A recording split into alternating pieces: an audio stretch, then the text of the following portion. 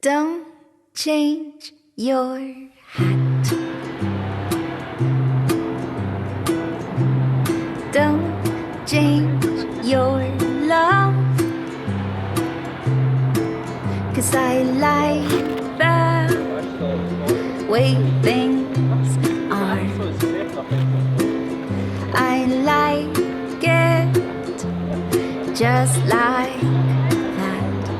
Hola, mi nombre es David. Yo estoy en la Rambla como estatua humana.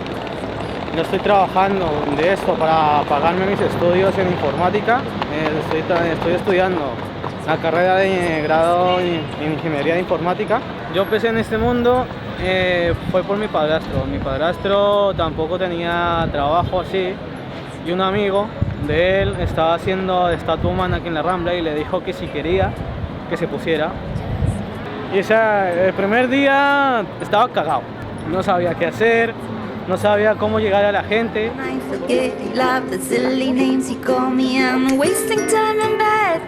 En plan de compaginar horarios de universidad y horarios de trabajo, yo tengo que hablar directamente con la estatua que yo cambio, a ver si a él le viene bien que yo venga solo por las tardes, para que yo pueda estudiar por la mañana. Es el horario único que me puede servir a mí.